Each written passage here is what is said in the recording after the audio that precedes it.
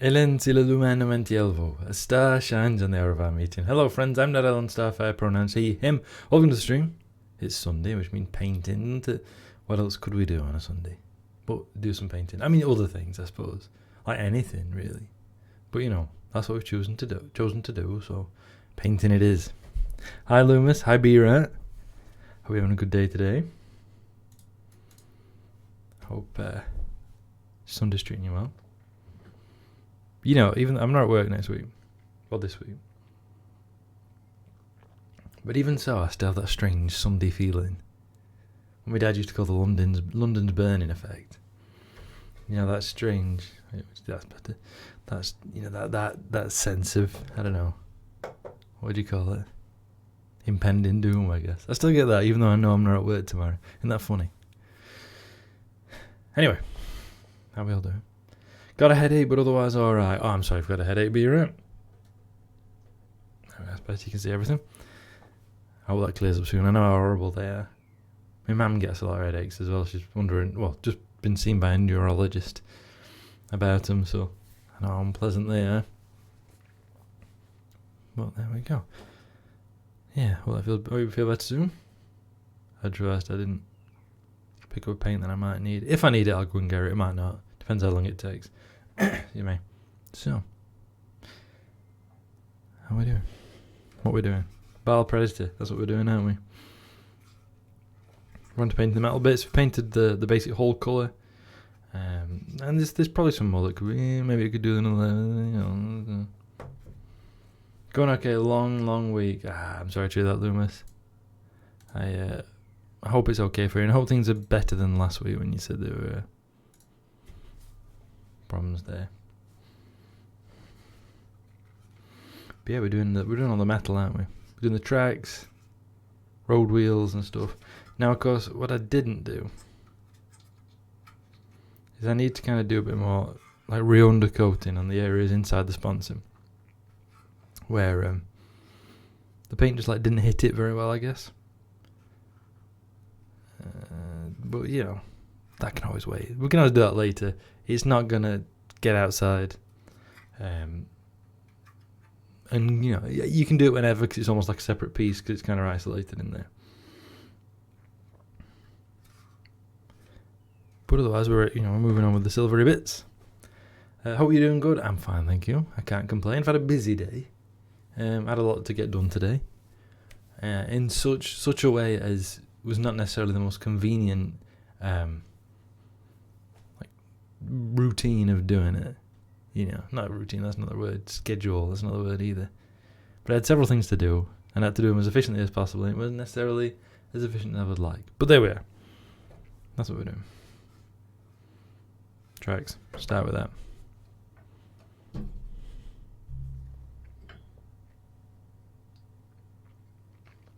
I'm really thirsty today as well. I'm not drunk enough yet.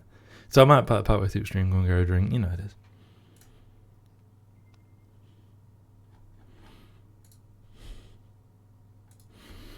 I just need to send this message. Let me know if this causes it to beep, by the way. Because I've had a message, I just need to check what it is. Oh, it's Asmoth. It's Asmoth. It was a friend of mine and Loomis's. I'm doing 3 things at once. I'm very professional. I hope you realise that. Very professional. But yeah, it's a man and Loomis's friend Asmoth who's doing a load of cosplays, doing a load of Sixth Doctor cosplays. And I mean, he kind of looks a little bit like the Sixth Doctor. So he's doing a little look like all the different outfits that the Sixth Doctor had in Doctor Who. So he's like sending me photos of them. So he's not one to wait on a message, you know. Like if you're messaging me ever, you can kind of expect that it might be a while before I reply. I'm not the best at replying quickly. But Asmoth's not keen on that. You gotta reply quickly with Asmoth, otherwise he gets upset with you. And he's not slow on letting you know either. So I better reply to. I better better get it done. You do tend to get a lot of abuse if you don't reply instantly. Yeah, I sometimes wonder if there's, not to like psychoanalyze people, I know you shouldn't, but I sometimes wonder if there's like an insecurity, that if you don't reply straight away, he starts to subconsciously think you don't care or something. I wonder if that's it. That, like, he needs that like validation of an instant reply. I wonder if that's what's going on.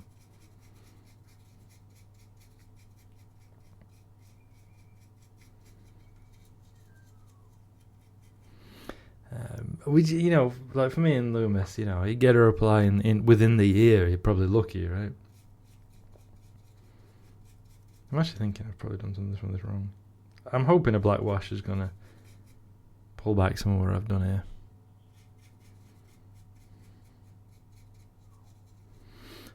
I was thinking of setting up my sewing machine and cosplay stuff in my kitchen again. Kind of feeling the pirate vibe lately with Sea of Thieves. Thinking of trying Atlas again too. Oh, very cool, B-Rat. That's very cool. I really need to work on that Fallout cosplay I've been threatening to do for years. And it has been years, that's the thing. I keep, I've got bits together to do it. And I know where I can get the rest of the bits that I need. But it's just a matter of doing it. And, we're going to recruit my godmother because she's a brilliant seamstress. Like, she actually has qualifications in, I can't remember the exact thing, but the exam was like making dresses from scratch. Like, that was her not exam, that was her coursework. It's a City and Guilds qualification, but I can't remember exactly what it is. And like, she's really, really good at it. She made her own wedding dress, she made her bridesmaids' dresses, all of that stuff. So, of course, when I've done cosplays before, or when I used to do reenacting, it was my godmother I turned to. Like, help make clothes, please. And she did, and made me entire uniforms, and we worked on my Battlestar Galactica cosplay together. I got all the bits and the patterns and stuff. And she did the kind of a lot of the work on it. But I remember we were on holiday. We were in Norfolk, which is in the UK. It's the East Anglia in the UK. And we'd kind of gone over everything I needed and what we were going to do. And then I just remember me and my godmother going around every fabric shop. Every time we went to a town or village or whatever, we're like, let's have a look around. Oh, they've got a fabric shop. In we go. So we could find the right materials.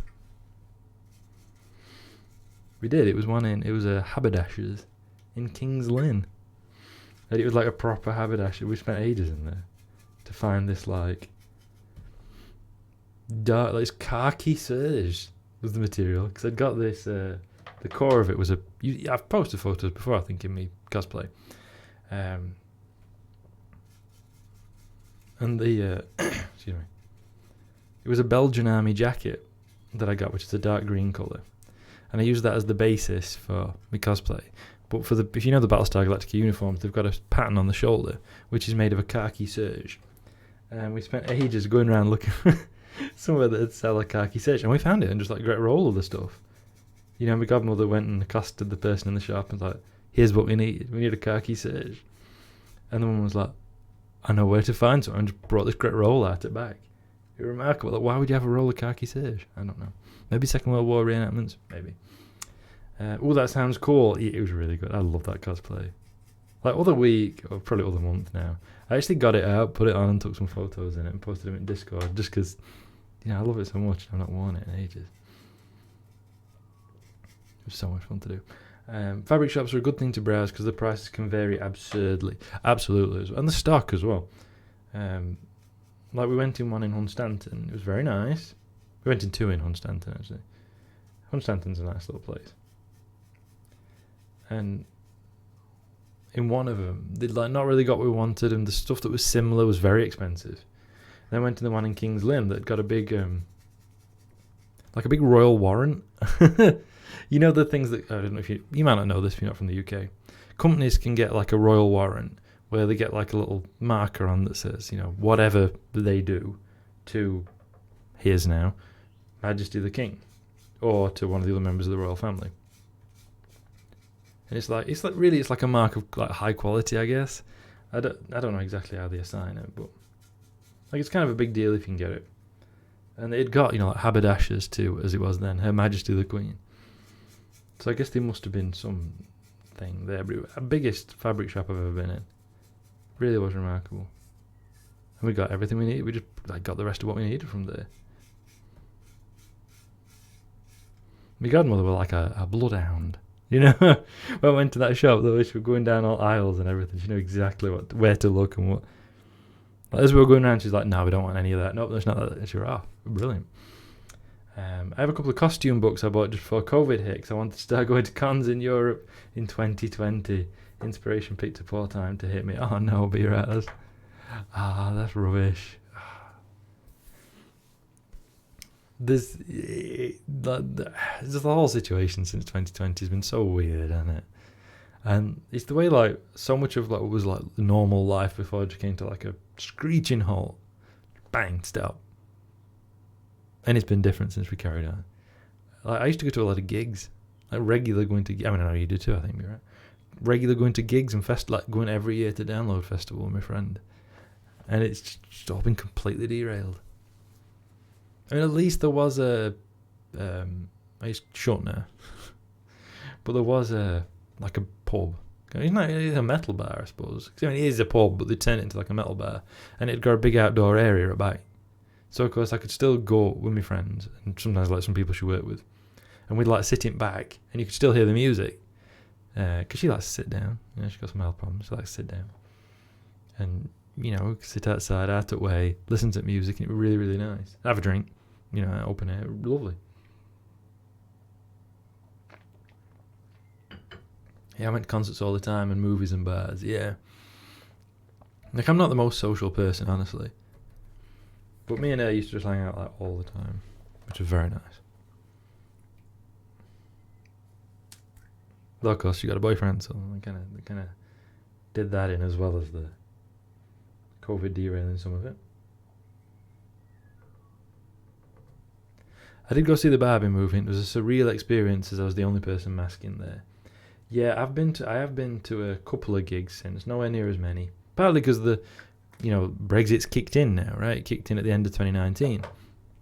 We formally, the thing in place to bridge the EU laws and stuff came to an end at the end of 2019. So, acts just can't travel to the UK very easily. And if you come from the US, they usually just get a visa to tour the EU and don't, it's extra paperwork now to tour the UK as well.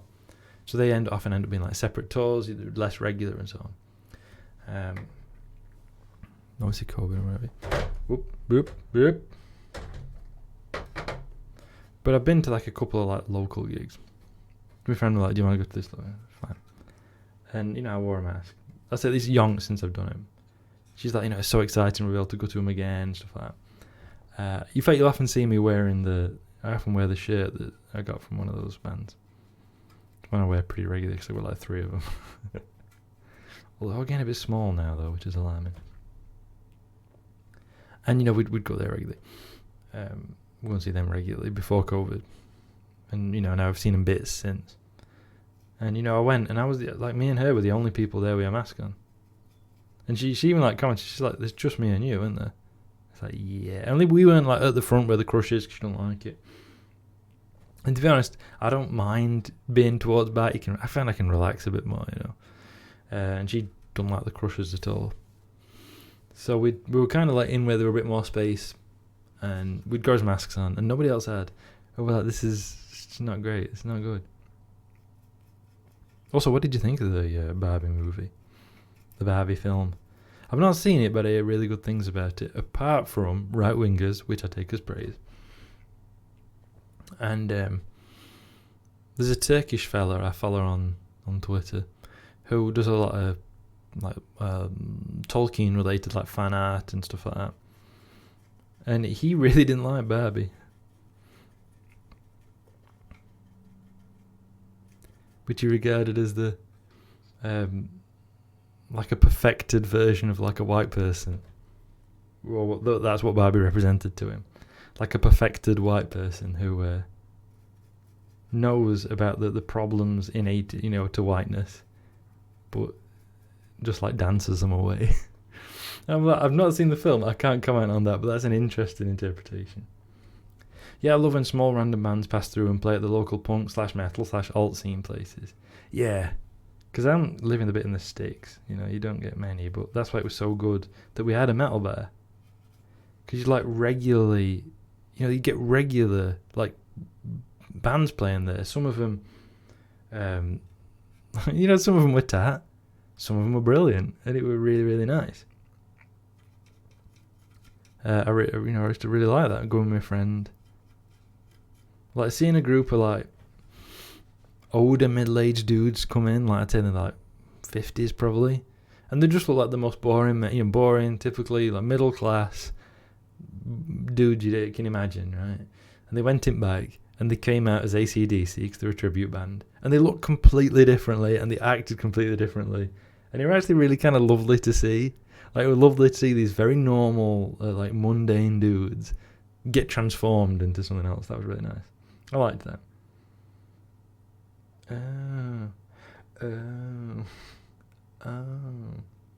Okay. I don't.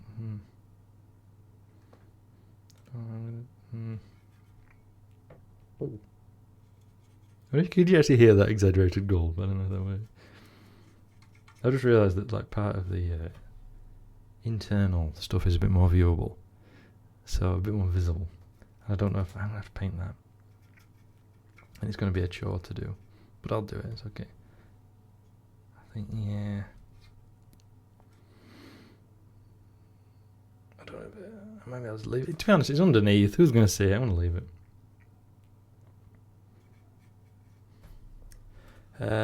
I'd like to see the Barbie film, but I'd also like to not go to a cinema. Worst place to watch a movie.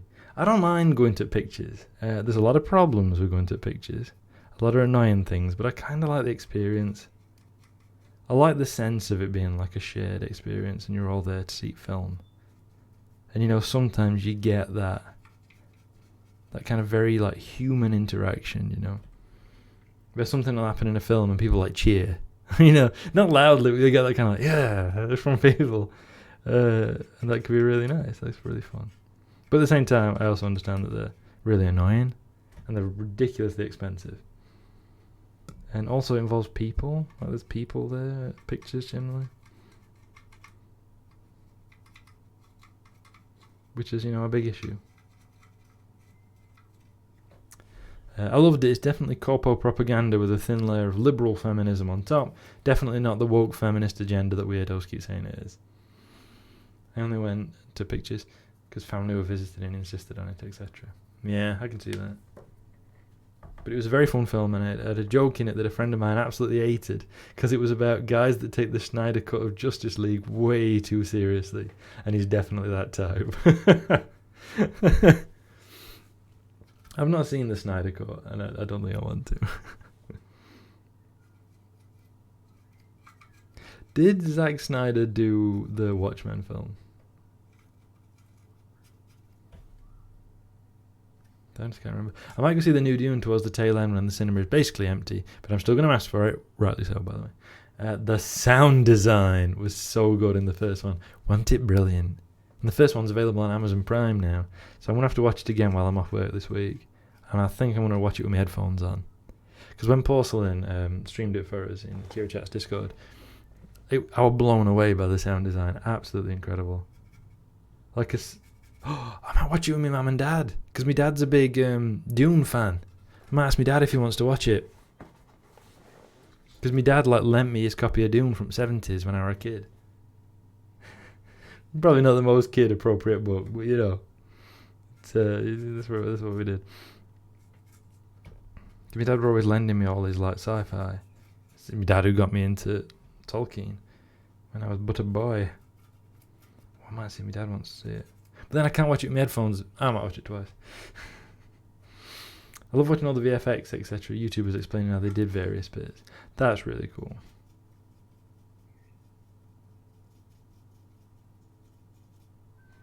The staff marching up and down with torches checking for cameras mid-film is the last straw for me. There's no possible way to stay immersed through that. I'm able to kind of screen that out, but I understand if it breaks your immersion.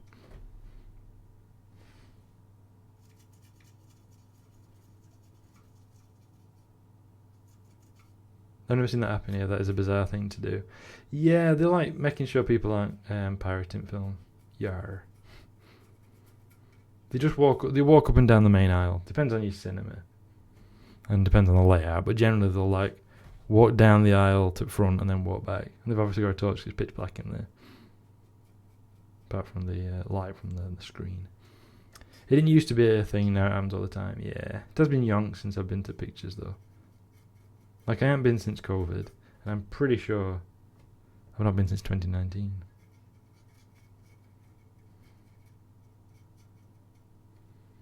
We've never had a particularly strong copyright enforcement here, and I don't think we ever will at this rate, which is good. That is really good. They don't let you pick your seat anymore either. You got to sit where you're top. Really? I know that's not going to be like every cinema, but are we thinking like the one in town? Because obviously there's lots of different brands and stuff. Yeah, they went from sit wherever you want to pick a seat. Now they don't let you sit. That's ridiculous. No wonder people aren't going to that one in town, is it? Like, it's ludicrously expensive. Like, if you go to the nearest city, there's pictures where you get, like, really comfy seats. And, you know, that you can pick. It's a much nicer viewing environment.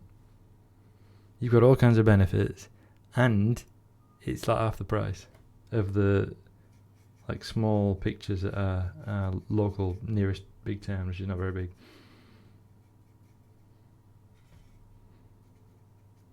That's ridiculous.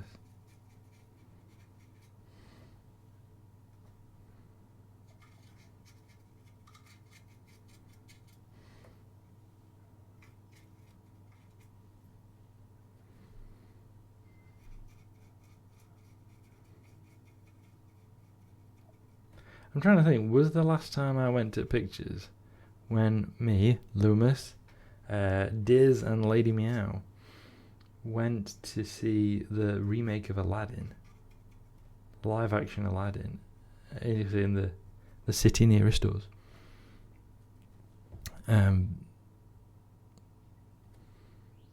For Lady Meow's 30th birthday. Was that any good? It was actually. Yeah, I really enjoyed it. Because I organised the whole affair, right? Because I said, look, you know, I know it's your 29th birthday, Lady Meow. So what do you want us to do? Like, what would you like to do? And she gave me a few ideas. Like films she wanted to see, things she wanted to do, and I spent quite a while like going through, you know, looking up like what would be feasible to do in one day and all of this. And eventually I said, how about we go to the nearest city. We go in the comfy like luxury cinema. We watch we watch the film. Then we go to the nearest. There's a shopping centre. I suppose Americans would call it a mall, wouldn't they? We go to the shopping centre because there's a food court, and we'll all have, you know, wherever we want because there's a great choice there. Then we'll go to the local bowling alley, and if we've got time, we'll bowl, and if not, there's an arcade. So I know Lady Meow loves arcades. So do I. So we went to an arcade, and we had a great time. But yeah, good film. I really enjoyed it. I was not ready, and I'll be honest with you, I was not ready for sexy Jafar. Like, I weren't prepared for hot Jafar. I think that caught us all out, or maybe not Lewis. But I think that caught the rest of us out, you know. Yeah, the seats are crap at the local cinema too. They're too small for me. Knees wedged against the seat in front. Yeah, absolutely. I have to like man spread and put my knees in the gaps between, like the joins between the chairs in front of me. Otherwise, I'm banging my knees all the while. Imagine when I used to take Angel to pictures.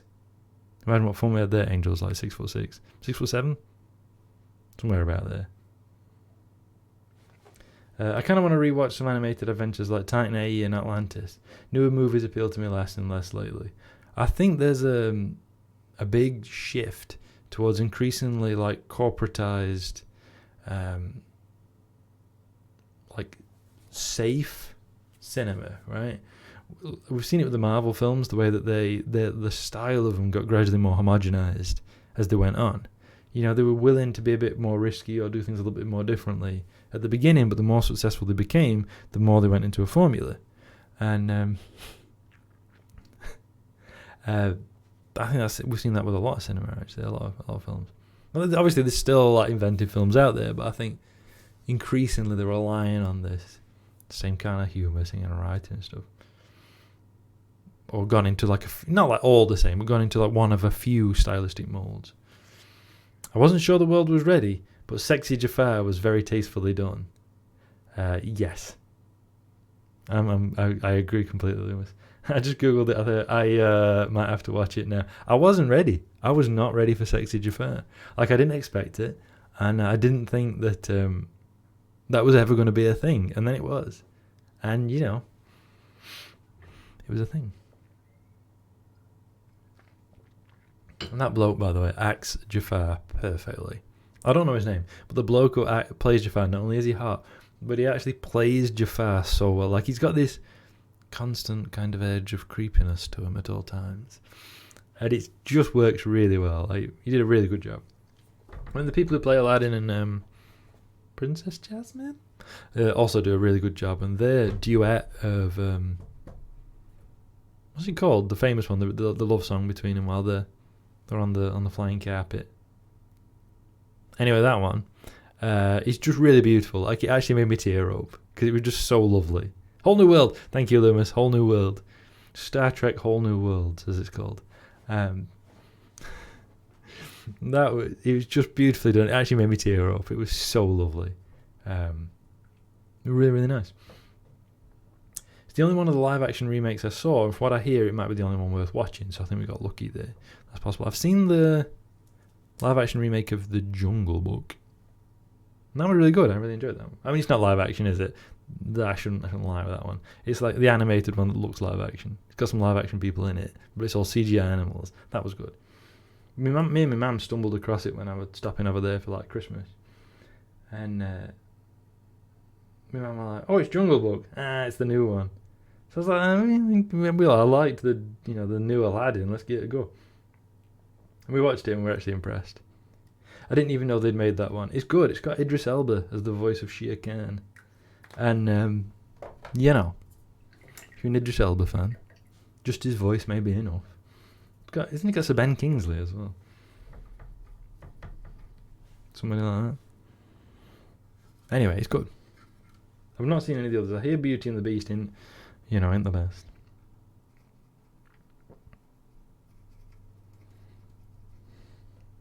Ben Kingsley is always a plus for me. Yeah, he's really good, isn't he? I can't call him the highlighted species, but he is good in it. Sorry.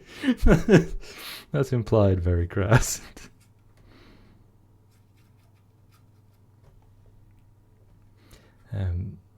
Yeah. Well, that's good. I've not seen any of the others, though. Like, I've not seen The Lion King, have I? I don't think I've seen The Lion King.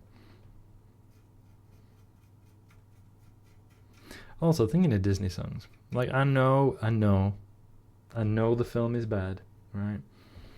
I know that I know the film is bad and has all kinds of bad things about it, and we can talk at great length about its historical inaccuracies, its troubling portrayals, its essentially racism. But Colours of the Wind is a beautiful song.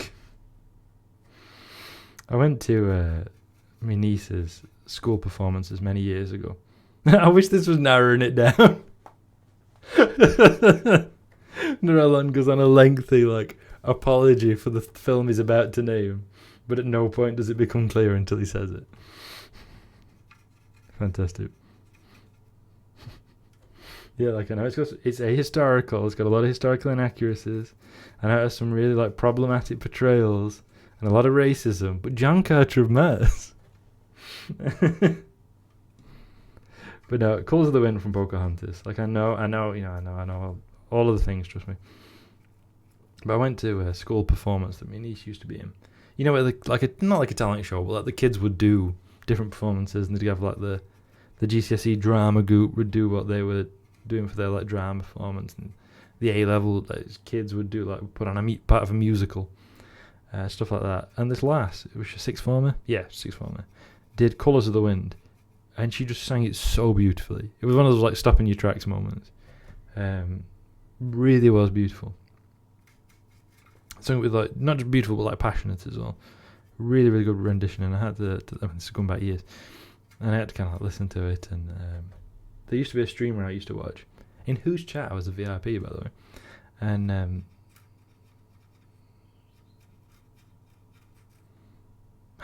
am thrashing this brush, getting in these details, by the way. I mean, this brush were already like old and needed replacing anyway, but it's a good job because I have thrashed it, trying to get in the road wheels. And she used to do, because she was a former Disney princess, and she would she'd have like a day a week, or a day a month, or whatever it was, where she'd do Disney songs.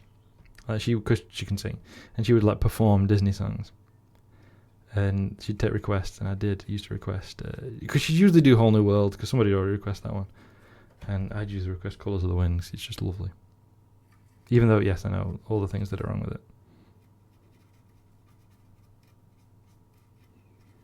And I am entirely willing to be told I'm wrong, and that I should shut up and not like that song anymore.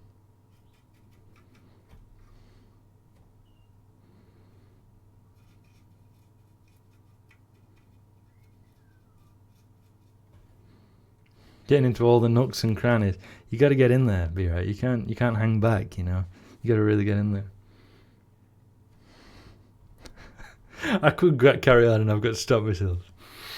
But yeah, I mean, I'm not saying which streamer it was, but let me just say this: if I had a nickel for every streamer who I watch, who was raised in a very religious household, but later turned against religion as a result of it, who is of European, as like grandparents were from Europe, even though they're from North America, in whose community I was arguably fairly well regarded, one can argue, or at least notable, who was kind of involved in some way with a certain Debate Bro streamer, until they ended up having a falling out because of the way the Debate Bro streamers community treated him, who was embroiled in a $5 a month scandal. Allegedly.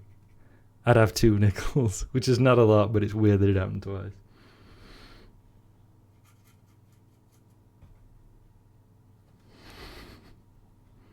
And I believe that $5 a month affairs were like a week apart or something as well, so this is remarkable.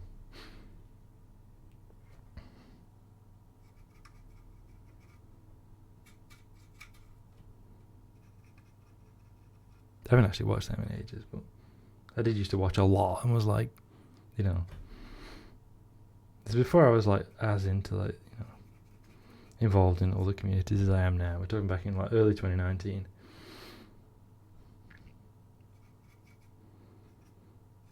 But it's nice to be made a fuss out of sometimes, you know.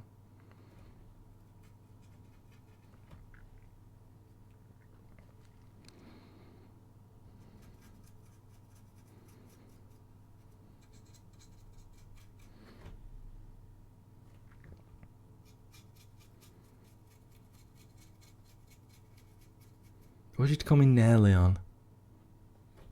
Didn't realise it was Narelon. But that's just part of the thing of nobody ever knows how to pronounce Narelon, so it don't really matter.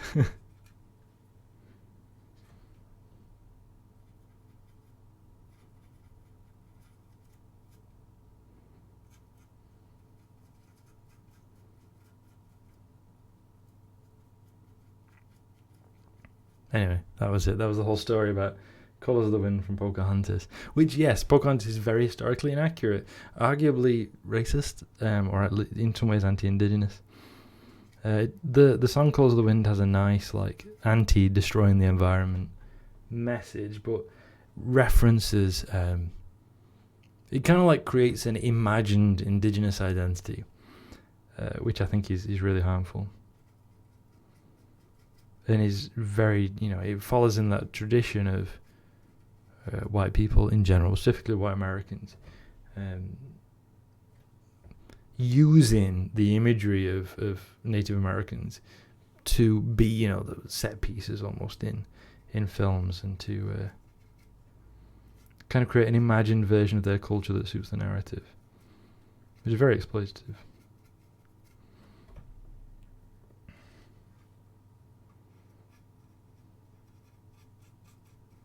You know, even that image of like the environmentally conscious kind of indigenous people is itself a kind of created image that is about, in a lot of ways, I think, taking a real living people and turning them into some kind of idea to be used. You know, it's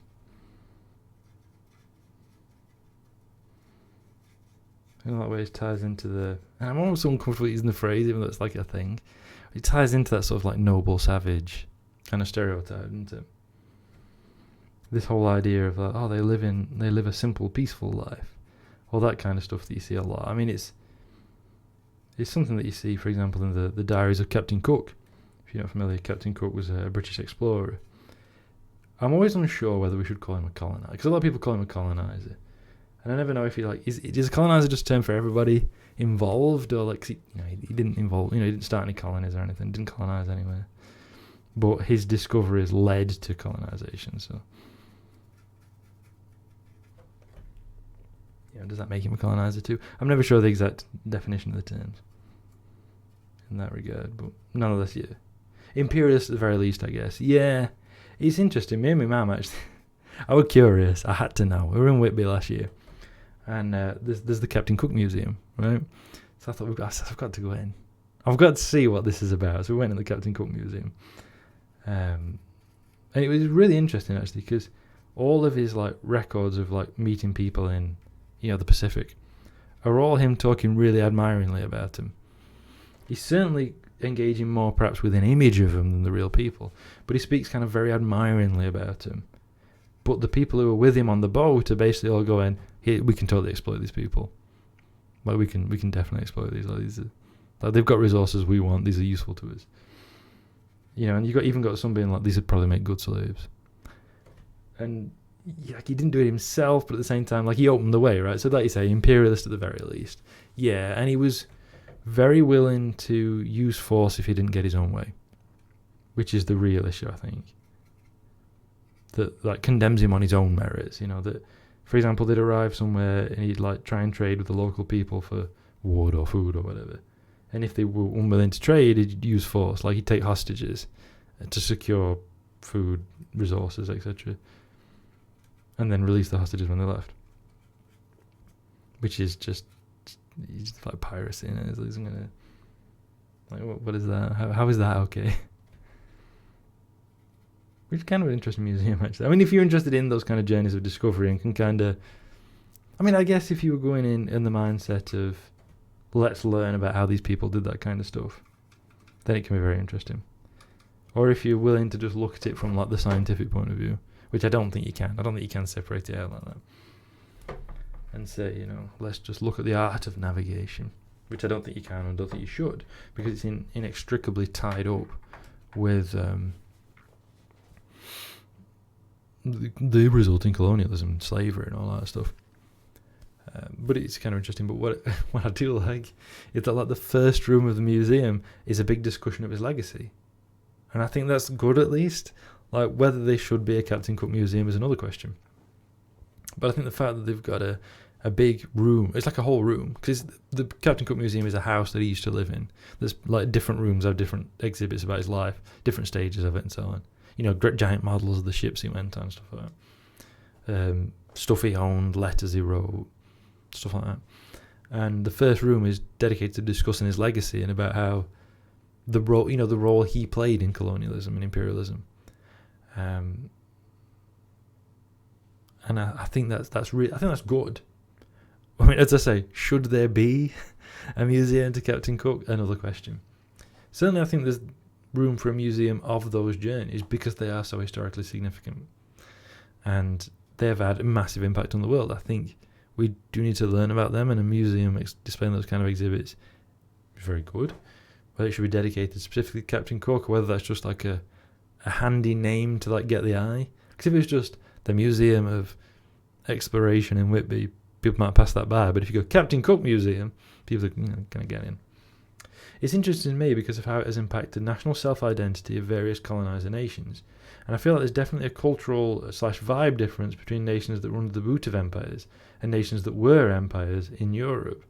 Yeah, that's really interesting, you're right. Because, of course, not every European nation was, itself a direct colonizer, right? Something like the UK, France, Spain, Portugal, Belgium, the Netherlands, Denmark, Sweden, Germany, Italy. They all did international colonialism.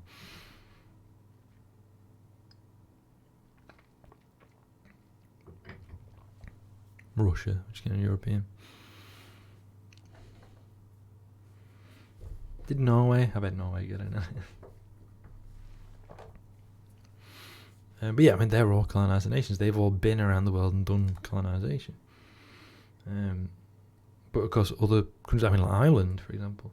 And of course, that then raises a sort of awkward, or it can be an awkward question about the role of essentially, like I say, people that were under the boot of empires in that colonization process itself. I think Gwen, particularly from the Witches, of the Witches. If you've seen some of that in chat, Gwen has talked about the role of Welsh people in colonialism, and how the Welsh were conquered and colonized by the English, but then took part in colonialism around the world. Though we did still benefit from colonization and imperialism. Cotton, sugar and tobacco processing were big industries here. Yeah, and exactly, that's like another facet of it, isn't it? And, it's something I've had a discussion with my dad a lot. Because, of course, we talk about, the imperialism and so on. And my dad will say, well, the average worker didn't really benefit that much, though. You might be like a Northern English worker, and you're doing 16-hour days in a cotton mill to earn just enough to live in a one room in a 4-room house, that you rent one room of it for your whole family, and you have to buy everything from the company shop, and it's all crap and all that. How can you be said to benefit from it? But it's like you can still benefit as a society, and there are benefits that occur because of that. Like, my dad certainly wasn't saying we were like worse off. My dad was rather kind of being a bit class reductionist as he is, and saying that it's like the upper classes or the people who benefited directly from colonialism that kind of have the guilt of it, I guess. Even though it couldn't be done without. But I think there's wider discussions about the levels of benefit, I guess, that people receive, even if they are themselves exploited within that system. And of course, it's intersectional, isn't it? You can be exploited on your basis of class, even as other people are exploited on the basis of race and things. And it becomes an interesting but complicated issue, which I often feel very unqualified to talk on. But the historical details I can talk about a lot. Some of the wider implications and how that intersects is... I don't feel like qualified to speak on.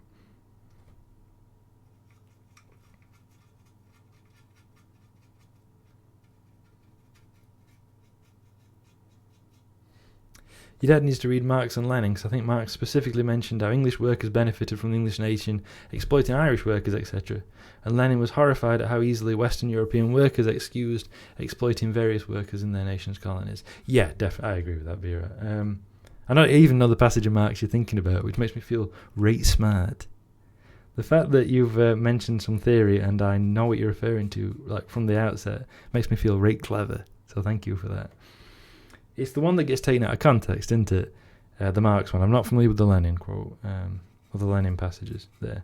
I'm currently in a kick of reading some more Lenin. Because I've only ever read, extracts, not the whole thing. But yeah, it's the one where Marx... People quote it out of context. They just take the line, the English working class will never achieve anything. And they leave it there, don't they? And it's where Marx said that the English working class will never achieve anything until... Ireland is free from English control, because while ever there are other people who are being exploited, that are like lower in the rungs of the, lower down the ladder, if you like, then the working class can be convinced that they're doing well, that they're they kind of join in the exploiting class rather than recognizing that solidarity. But of course, people like to meme about it by just having the English will never achieve anything, whereas the English working class will never achieve anything while ever they're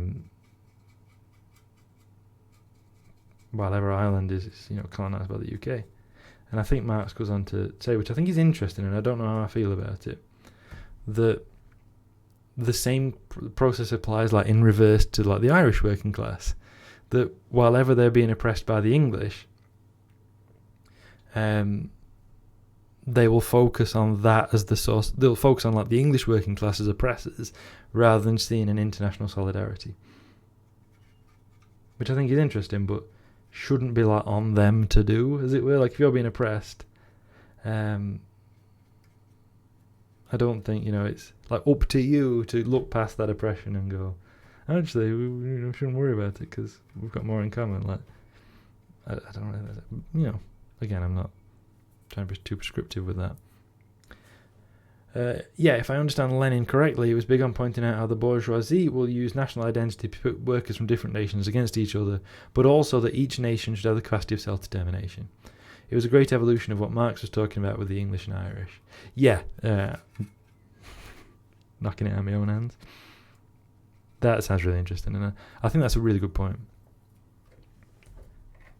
It's very easy to kind of miss that bit. Because self-determination is really important, but sometimes it's what, again, I'm sure Gwen's talked about this before, about how there's in some ways no point in replacing, in the UK. She said there was no point in replacing, English bourgeoisie with Welsh bourgeoisie, because you're largely, or, to an extent, because you're largely just doing a one-to-one swap. I know it's a good thing in and of itself, but it should be more than just swapping one group of bourgeoisie for another on the basis of national identity. But also, I do think Wales should be independent. If you're ever interested in my thoughts, I do think Wales should be independent. Simply, even if we put aside all other categorisations and all other thoughts, there's that tyranny of the majority element, which I've talked about before. There's 3 million people in Wales, 5.5 million in Scotland, 2 million in Northern Ireland, and 57 million in England. Even if, everything else was going great and everything else was fine, there's still that tyranny of the majority element, In the best system in the world, you've still got that way in which the sheer numbers of English people will overwhelm the considerations and necessities of the other constituent countries in the UK. Just taking on that alone, never mind all the other reasons, might be a good thing. I'd recommend Revolutionary Intercommunalism because Huey P. Newton has some great comments that update Lenin's observations. It's a pretty easy read. Thank you, Bira. I shall add that to the list. I've heard good things about that one, even though, again, it's not one I've read myself.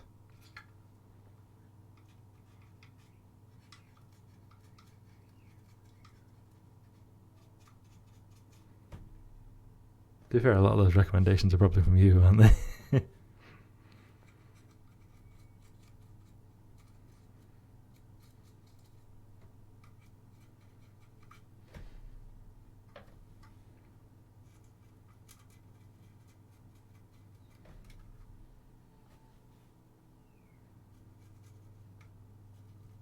Wait, I was going to say, how did we get from sexy Jafar to a discussion of the role of national identity in the bourgeoisie? And I was like, it's via Pocahontas.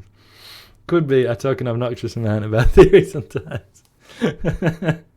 I think it was when I was working from home or I were off work or something, and you're in Kira Chat's Discord quite a bit, and so because I was one at work, or I was working from home, I was as well, and you were posting excerpts. Was that it? Was that a thing? Excerpts you really liked, if I recall correctly. Could have been, yeah. I love Nadas so much, by the way. Look how earnest he is.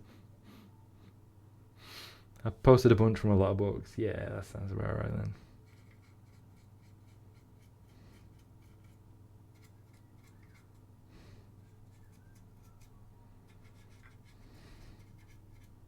Yeah, I'm on a trying to sort some stuff out for myself, and part of that is to read more theory, because I think there are a lot of I'm not saying I don't count you in this, be right, by the way, but there are those kind of like very obnoxious like theory people who are like, when people are like, how do I convince my neighbour that this shouldn't be a Tory or whatever, and they'll say, oh, give them this reading list, and it'll be like, Capital or whatever, and a load of other books, and that's not necessarily always helpful, but at the same time, it is useful to know. We can't keep trying to reinvent the wheel all the time, and other people will have observations or ideas or thoughts that we won't. They've got different experiences, different thoughts and ideas, and we need to learn from them and develop them and move forward.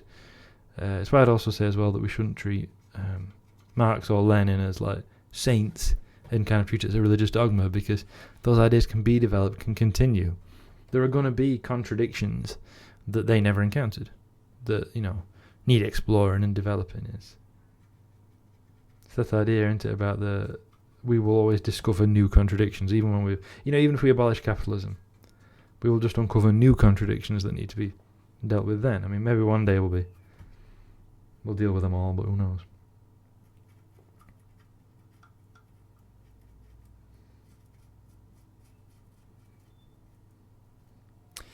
Also, that's why some anarchists are against democracy in a way, because the self-determination of smaller groups should not be sacrificed for some kind of obsolete idea of states.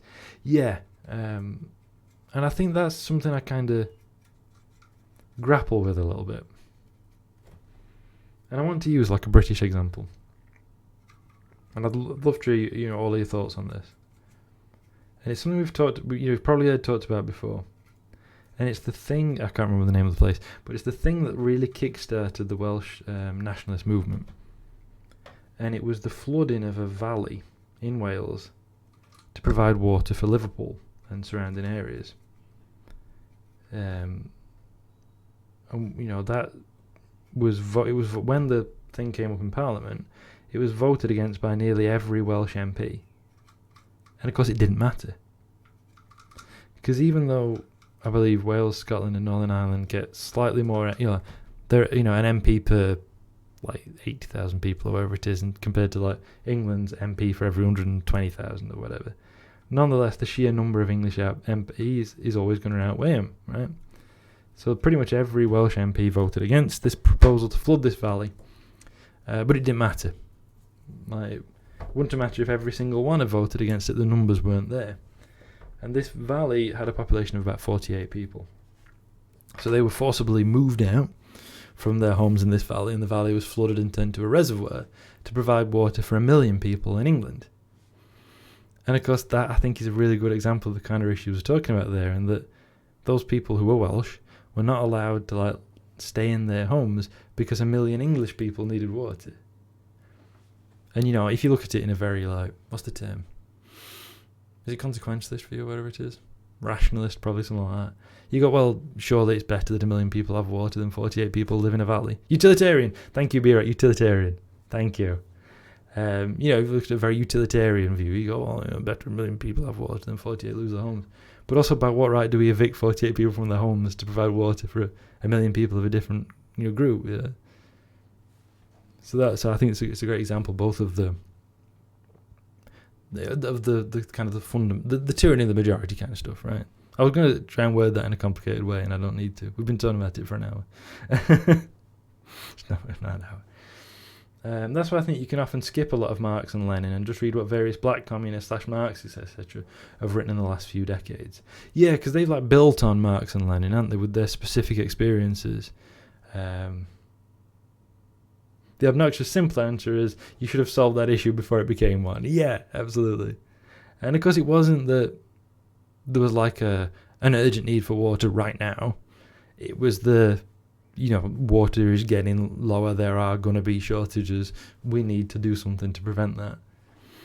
But yeah, there's ways around that, and you shouldn't have done it beforehand. I also understand. Like, I can also understand from that kind of utilitarian perspective why you go, well, it's only 48 people, right? But again, I don't think that's right. And I should say it ties into my little like political thing. It's the reservoir problem. The Reza problem is what I often call it. Reza is local dialect for reservoir. In northern England, pretty much most people get their water from reservoirs. And so what I call the reservoir problem is and it's like just like a thought thing. In our like future, communist society, or even now as communists, the problem we've got is that there aren't enough reservoirs. So when we have a really dry year in the UK, we're at risk of running out of water. I mean, we didn't, thankfully, but last year, reservoirs across the UK went very, very low. Some parts of the UK are actually, even now, got very little water. Down south, and particularly the southwest, like Cornwall and stuff, they've not got enough water.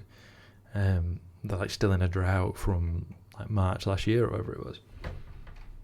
And so that the question becomes, how do we, in our future society, and I bet there's some theory that already answers this, by the way, I've just not read it, which is referring back to my earlier thing about reinventing the wheel all the time, of how do we, in our future society, how do we solve the problems of water need? If we needed to build a new reservoir, how do we organise sufficiently to build one? Because they're massive, they're undertakings, right? Reservoirs, to be effective, reservoirs are absolutely massive. How much of that water is used for pointless industry? Sorry, I ran all my words together. How much of that water is used for pointless industry is my first question, and animal agriculture. I mean, I completely agree with that one. The animal agriculture point, absolutely. Golf courses and stuff. I mean, reducing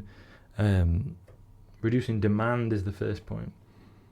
Like you say, that kind of like pointless demand.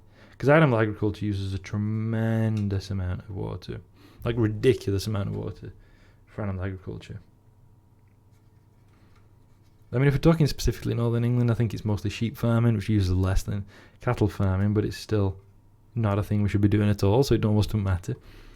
That's a pointless industry. I'm honestly not sure, because there's not a lot of industry left around here. But it's certainly a thing. That's the first question. And it's a good way of reducing that problem. And I think there are other solutions as well. But of course, that also kind of factors into that question of how do we tackle this now? And how do we tackle it in our future society? And I'm not saying I have the answer, by the way. It's not meant to be a gotcha. It's just something that I often think about, particularly last year, because I got quite nervous about watching the reservoir levels fall in week on week for months, for like 6 months, where they were going down by several percent a week, every week, down 3% a week, 3 to 5% a week every week for 6 months. I get a little bit nervous,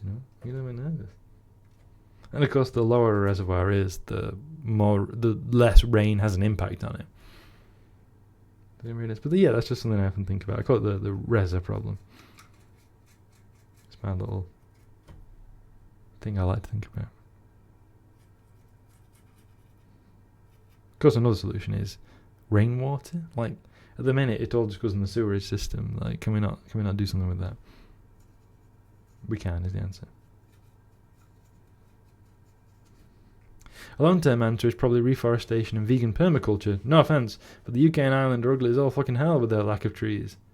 We've actually got a lot of trees around here, by the way, but I totally agree with you. For large parts of the UK, we're the least tree-covered place in Europe, which is horrendous. Yeah, UK and Ireland are ugly as all fucking hell with their lack of trees. Americans seem to like all those barren, grassy hills, but I'm used to being surrounded by mountainous forests. Yeah, we've got a long-term deforestation here in the UK. Going back to like the Neolithic, like some of the places that are, like you said, those barren grassy hills, as you call them, like they were like deforested like 5,000 years ago or more. But absolutely reforestation, and then there are, of course, we can get into those. I always end up going down those like very specific things and go, of course, some of the higher hills, they wouldn't support trees, blah blah blah. But yeah, absolutely. as forested as it can be in places around here. The majority is not, and we're a pretty rural part of the UK, which I love because I hate cities. But we're like a pretty rural part of the UK, and even so, like we're still suffering with those problems. I would personally love it if those hills were much more forested. I love the hills.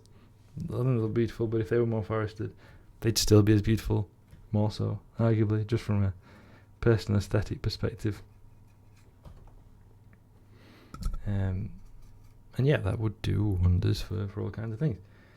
And we wouldn't... I've seen estimates that it should be almost as forested as, say, Scandinavia if it weren't for centuries of deforestation. Absolutely. Yeah, definitely. The problem, inverted commas, in the UK, I would say, let's just take England, for example. The problem in England is that England is very good for agriculture. Like, England is very agriculturally productive. I know when you compare it now to somewhere like America, the US, I should say, where they'll like have, a single farm that's like 10,000 acres, and it's all one giant field that produces one crop. Obviously, that's more agriculturally productive. But in terms of like weather conditions and soil and all like that, the UK is actually really good for growing crops, which has meant that for a long time there's been we're talking millennia, since agriculture was first introduced to the British Isles, there's been a tendency to like deforest as much as possible in order to grow crops because it works. Where there's like less pressure in, say, Scandinavia, where much less of it is easily arable in that sense. That, by the way, is not me excusing it, it's explaining the process. But if we could counteract that, we could, like Bira rightly points out, we could be as forested, it should be, as forested as Scandinavia. Which would be beautiful. Could you imagine that? Could you imagine? I wish I remembered the book, but wasn't a lot of the deforestation a result of nobles wanting prettier lands to run around in hunting? Some of it is. It's a combination of factors. That is definitely a part. And again, it depends where you're talking about. As you probably know, there's so much variety and variable things here. But there were big areas that were turned into these hunting parks. That's absolutely a thing. A lot of it was for agriculture as well. Like places like round here where there's a lot of it's very hilly, which is neither great for hunting nor necessarily arable farming. It was sheep farming, particularly in the Middle Ages, where wool was incredibly valuable. Like, it was fairly cheap, but it was incredibly useful and was used for like everything. That's perfect for sheep farming, so it gets deforested to put more sheep on it. So it's animal agriculture at blame again. Which should have no surprise. I'm always going to give a historian's answer and say it's due to a combination of factors. What an unsatisfying answer that is. Well, it's due to a combination of factors.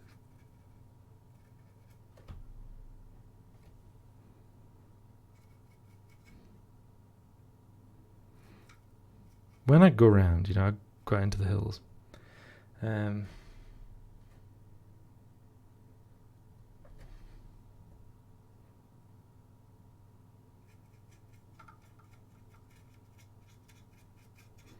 Sorry, I was kind of reading B-Rat's comment and thinking about it before I was going to say my own. What I was going to say is when I go out into the hills and I see how, like, it's still beautiful to me because of course it's what I'm familiar with, what I know. But one of the things I always think is if only that weren't just like fields, for grass or crops. Like if it was more diverse, that'd be incredible. Because there are places that are pretty diverse, right? Relatively speaking. Usually places where people have done less of that stuff. Well, there's still too much of it. And I just think, can you imagine if it were more like that? If we had more of it, how beautiful would that be? How incredible would that be? The thing about claiming that some piece of land isn't good for farming is that for some reason, a lot of places in Europe, and apparently all the white people that colonised the US, forgot that you should plant combinations of different crops near each other and have tree lines to protect against wind erosion, etc. Yeah, it depends as well, like when you're talking. Because certainly if we're talking, let's say, 16th century onwards, we're talking about the colonisation of the US, what happened was economies of scale. You know, this idea of having like one crop in bigger and bigger areas because it's more efficient, right? And that's the thing. That's why there were the enclosures in England. A lot of it is, cash crops. Yeah. It's just about this idea of having this big area that you can grow a single crop in, and you can harvest it easily. And it's the enclosures in England in the 1600s and 1700s, which involved confiscating common land, which had been farmed in strips, going back to the early Middle Ages, Central Middle Ages, because it's more efficient to grow that one crop. And you can do your 4 crop field rotation and all that stuff. But still, like I say, there's places that you can grow by doing those different crops next to each other. And partly with the colonisation of the US, I think it's the idea that you've always got more land. You know, if you think about the pushing west into the US, like, it kind of wears out your soil, but you just move on to something else because there's more land always. I think that can be a problem as well.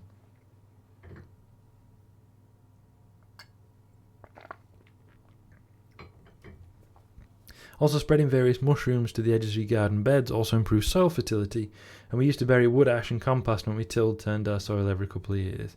Yeah, I've done that as well. I've done that with ash. When my godfather on his allotment, we've done ash and stuff like that, and composting, and yeah. I remember doing that a lot as a kid. Every winter.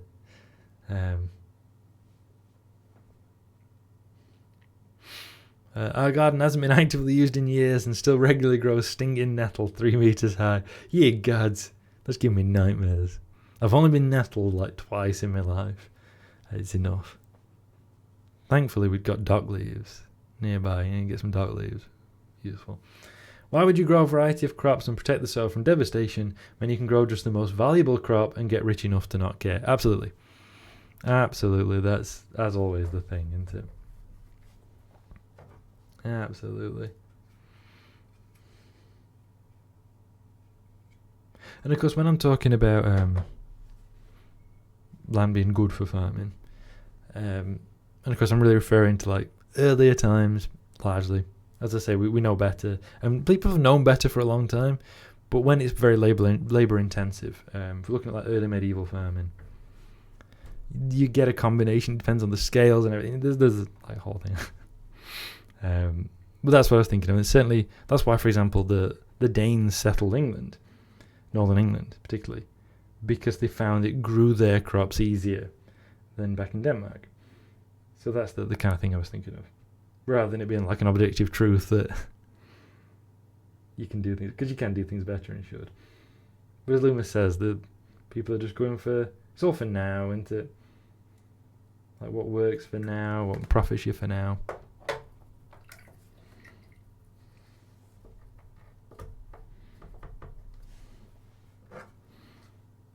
It's very, I find it very interesting. Like, it's nothing like historical agriculture. Also, here's my. I'm going to need some audience participation for this one. Historically, what did a farmer do? It's the English word farmer. Assumably, you know what it means now. But what did a farmer do historically? Because this is relevant to what we're talking about. If anybody knows. I'll reveal the answer after the break.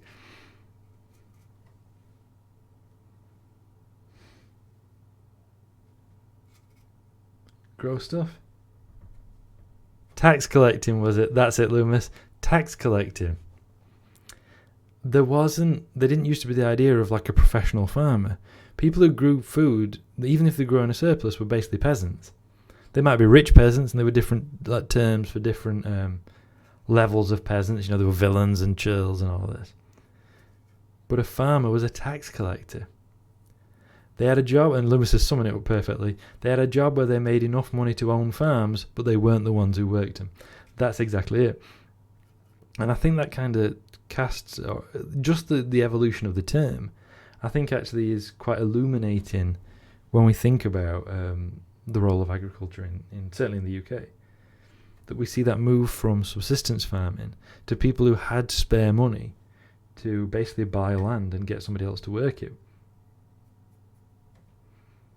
And it's from the French word fermier, if you're interested. But yeah, these were essentially royal officials whose job was to collect money. And of course, with historical taxation, what you'd do is you'd collect the money that was owed by the assessment plus a bit for yourself. And this goes back to at least the Romans. And yes, I've written essays on the difference between early and late Roman taxation. I've done it. It's ploughing through Roman taxation figures and imperial petitions about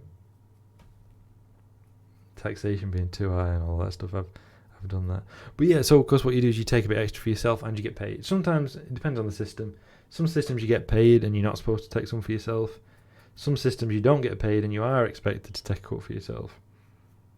If you want a comparative reference, in the Bible, in one of the Gospels, we see a discussion about Zacchaeus, I forget which Gospel it is, the tax collector who is like widely hated because he's a Roman tax collector in Judea. And Jesus is like, let me come round to your house and we'll have tea. And the bloke like converts, and of course Zacchaeus gives away all his money, of course, and pays back everyone he's cheated, which is like everybody. It's a nice little story about a man changing his ways from having it explained to him that he's so wrong. And once somebody actually shows him a bit of care and kind of says, you're doing the wrong thing, dude. Anyway, so people would have that spare money. And so they bought land, because prior to the modern age, what do you actually do with money? Because most people didn't deal with money at all, or at least only in small quantities. Things like pounds tended to exist as units of account rather than actual thing that you would have. You'd use just, pennies and groats and such. A groat is 4p, by the way. 4 pennies, if I remember rightly. Well, it differs from time to time. So, of course, you invest in land, and, you've got money. You don't want to work it yourself. You hire workers to do it. And so that's the root of farmer as an idea. And, of course, nowadays it is just people working their own land, perhaps more like peasants historically. But that's the root of it, and I think that shows a transformation from just growing to live and growing to have a surplus and to exploit and things like that. I think it's sort of illuminated. And of course, that's not to say there were also noble landowners who had huge estates, right, and owned a lot of land. Mostly they rented out to tenant farmers who were peasants, and serfs, and we can have a whole discussion about serfdom and feudalism and that if you want. But the role of the tax collector, I think, is very interesting, because we're not talking about royal or aristocratic farmers in that sense. In the British context. I wonder how that differs from the etymology of our word for farmer. I don't have my etymological dictionary handy at the minute. I think the situation might have been different here because the nobles and landowners were likely Austrian nobility. Yeah, because of course in Slovenia it's part of the originally I suppose the Holy Roman Empire, right? And then the Austro-Hungarian, as I understand it. Well, Austrian then Austro-Hungarian, I guess technically. So yeah, again that's what we were talking about earlier, isn't it? With the Austro-Hungarian later, yeah. Was that the 1860s? Because I know they called it the Austrian Empire after the dissolution of the Holy Roman Empire. And then the Hungarian nobles were like, nah, we're going to rebel. And so they called it the Austro-Hungarian Empire to buy them off, didn't they? I mean, you'll know more. You're neck of the woods, as I recall. But yeah, and of course, again, that's almost an external presence, isn't it? Not the local people, but rather an external aristocracy.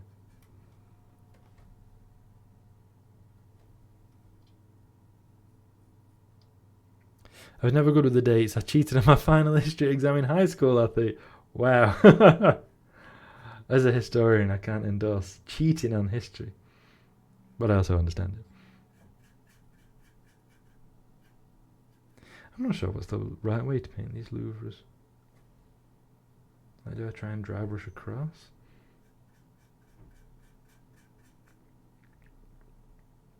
No, then I've just got to paint the whole thing and then apply a heavy wash to shade it. I think that's the solution there.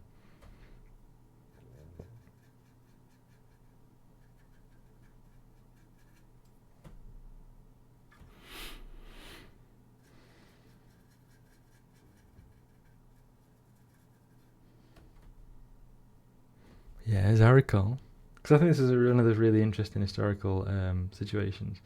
When Napoleon defeated the Holy Roman Empire and was going to like invade, so this is 1804, I think. The then Holy Roman Emperor dissolved the Holy Roman Empire because he was worried that Napoleon was going to claim the title for himself. So he used his Holy Roman authority to formally dissolve the empire and basically just rebranded it the Empire of Austria or something like that.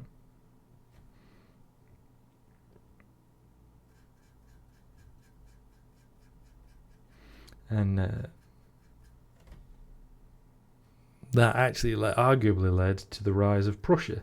It was already like jockeying for position as the kind of the dominant German state, but now freed from that kind of historical obligation. Now freed from that historical kind of obligation to Austria-Hungary and so on.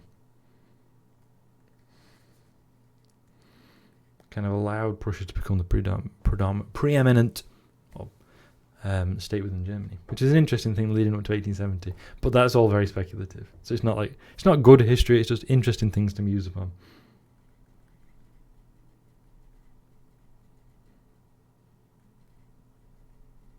So I'm replying again.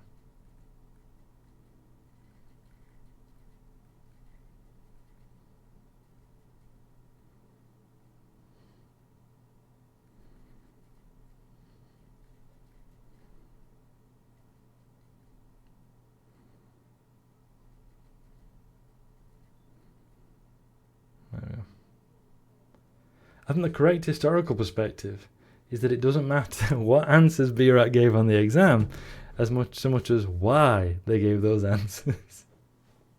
Am I right in thinking, Lewis, that you're in fact quoting me? Because you are 100% correct. That is exactly right. The important thing is what it tells us. What those answers tell us rather than what those answers are themselves. Oh, brilliantly done, Lewis. Well played. I was mostly just fatigued from having to remember a list of events that we barely connected meaningfully during classes. Yeah, we're very lucky here. I mean, for all that there are massive and tremendous flaws with how history is taught in the UK, and there very much are, and I could talk about them at a great length. One of the things I'm really appreciative of is that since the 1980s, there's been a big move away from just memorizing places and dates, which used to be how history was taught, right? You know, this happened in this event, and that's important. This happened in, that event happened at this date. Remember that. And there's been a big move towards trying to make it more relatable, tying events together and stuff. The Tories have, of course, made things worse since they got in 2010. But there certainly was a move. I mean, when I were at sixth form, we actually learned about the British Empire. When I were in year 9, and again, this is not going to be everybody's experience, because schools have a range of historical topics they're allowed to teach in a given year. Like we learned about the British Empire from a fella who hated it, which is great. Well, he'd got some weird views, actually. He sort of hated it for, being like, the British Empire. But also he's one of them who really respected, like, strong power, shall we say. So he would talk admiringly about, like, strong power, but then also condemn the British Empire. He had some confused thoughts, I think. But when we were in year 9, so that's like aged 14, we learned about the slave trade, the transatlantic slave trade. And they did not, the teaching of that did not stint from the details and the horror of it. Even the stuff there that I've never forgotten. It was so horrible and I had no idea. And it's just like stuck with me ever since.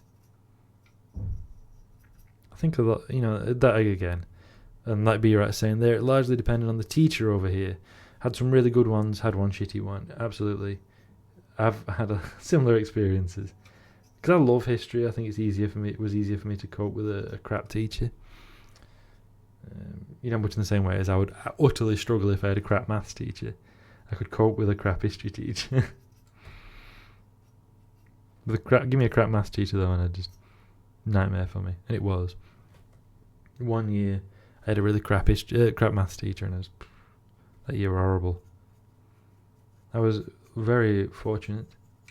I was very #blessed that for the other 4 years that I studied maths at secondary school, I had a brilliant maths teacher. I was really fortunate with that. I always remember her on the day of my results, when I got my GCSE results, and I'd passed maths, which I didn't think I was going to do. But I'd passed my maths. I got a B, in fact, which is like the third highest mark you can get in general. And because I was only entered for the intermediate paper, it was the highest mark I could have got. And I'd gone and registered for sixth form, and as I was walking out, she would come in the other way and like grinned and like kind of like jogged up to me. She was an older lady, but she jogged up to me, Scottish, was like, "Well done, Narelon, well done. I knew you could do it. You've done so well," and all of this. And she was so thrilled because she knew how much I struggled with it. Yeah, if you love a subject, I think you can like tank a bad teacher. But if you don't, or you struggle, you can't. And it ruins your enjoyment for it. I also wondered, I'm not saying specifically about anything we've said here, but a lot of people in the UK, when you hear them talk about history, they'll say things like, "Well, we never learned about whatever." And I wonder to what extent they did, and to what extent they just like didn't pay attention, or they had a crap teacher, or whatever. I sometimes wonder about that, because like there's people my age who went to my school who will say, "We never learned about the slave trade." Like, we did. Like, I was there. I remember it. So I sometimes wonder, there's a variety of factors, I suppose.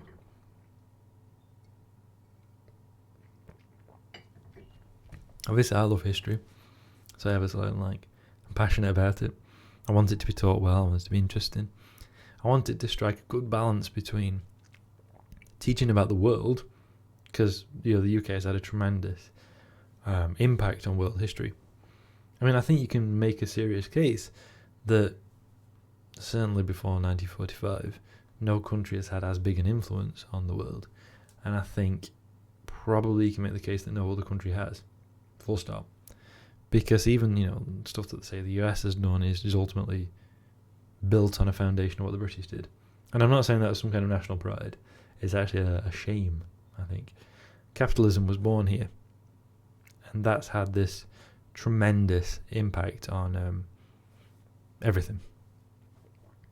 We had this thing at the end of secondary school, an extra set of exams that determine university eligibility, etc. Sort of like SATs in the US. Not sure what the UK equivalent is. And my maths teacher was on my verbal exam committee, and he was so confident he just let the other two teachers grill me. He taught all of us really well. I think only one person didn't make it through the maths exam that year. That's brilliant. In the UK, you have your main exams at 16, which are called your GCSEs. When I did them, you didn't have to do anything beyond that. Nowadays, you have to do some kind of,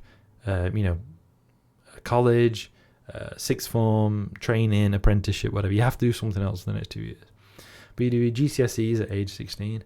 And then if you go on to a college or sixth form, you then do A-levels, which is originally short for advanced levels. It's because the exam prior to GCSEs used to be called O-levels, like ordinary levels, because everybody took them. And the one that were advanced levels if you stopped on at school or to a college. Because in the UK, university and college are separate institutions. College is for people aged 16 to 18. University is beyond that. And of course, confusingly, you then get certain colleges that offer degree equivalents, which are slightly different. But yeah, so our big exams at 16 for the GCSEs. And then you have the A-levels if you're trying to like go to uni or something. I mean, you don't have to go to uni from them, but that's why a lot of people do. Plenty of reasons you might do that, of course. I really liked it, my A-levels. Not as much as I like being at uni, but I enjoyed it more than like further down school, which is probably no surprise. I can't imagine it's a surprise if I say I enjoyed stuff more than being at school, given that I hated being at school. I was bullied a lot. Like, I liked learning. That's the thing. I liked learning. I loved learning about stuff. You can call me a nerd if you want. I actually liked that stuff.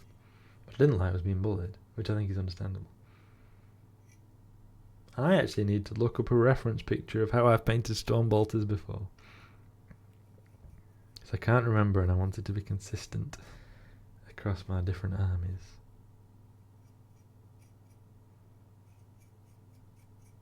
So I'll need to do that at some point. Some of us were kind of ahead of the material, and he got the idea to just let us play chess at the back of class, and we didn't have to pay attention as long as we played quietly. That's amazing. I love that so much. I wish I could play chess. I mean, I did play chess at school, but play chess in lessons? That's fantastic. Only time I technically got to do that was when we had an inter-school chess competition that my dad organised. My dad ran chess club at school. And we had an inter-school chess competition. We got the day off lessons to go and compete on behalf of the school. We won, of course. I say it really confidently. Well, we won, of course. I was somewhat of a team captain. I was actually. I was reckoned by them at least to be the best player. So people treated me as a kind of team captain, which is fine. I don't mind taking, being a bit of an encouragement. Kicking that lad across the shin because he stole one of the other players' dinner. You know how it is, just team captain stuff. Just normal, sports captain things. But I really enjoyed that. That was a really fun day, actually. I always remember the last match of the day because it's like you score points, so you get matched against people on similar points. And so the last match of the day was when me scoring best for our team, for our school. I was against this lad from a public school. So that's a fee-paying school in the UK. There's different kinds of fee-paying school, but public schools are like the posh ones. And he was from a public school, and he was their best player. And so the last match of the day for me was against him. I've narrowly lost. But it was a really good game. I wish I'd won, for a variety of reasons. But, I certainly wish about the time. It's been a long time now. Partly because you're from a public school. I would have liked to beat the public school kid. They came in their own branded minibus. They'd got this bus with their school crest on the side and all that. Fun game though. Really enjoyed it.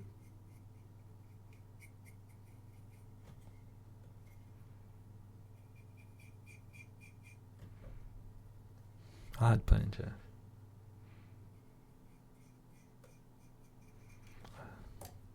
I don't think chess was ever big enough where I've lived to really have competitions. Maybe in the capital city, but I don't know. Yeah, it was. I mean, basically the reason we had chess stuff at school was because my dad likes chess. My dad likes chess, and he always says there needs to be a space for the nerdy kids, the ones who aren't good at sport. Because every school has, and I'm sure it's the same in Slovenia, they have inter-school competition, big school competitions, probably inter-school, county competitions, all that kind of stuff. But what about the intellectual kids? What do they have?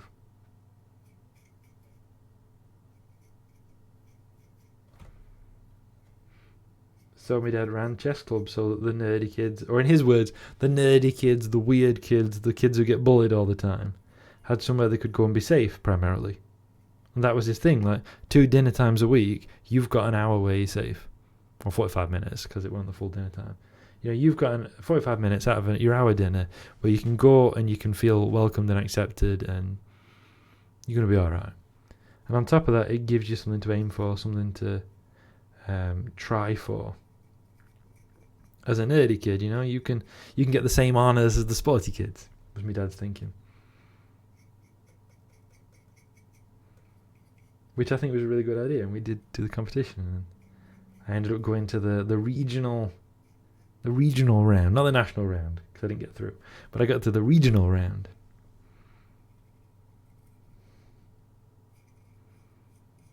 Which I really enjoyed. It was like a day out, and that was held at a public school as well. I couldn't believe it.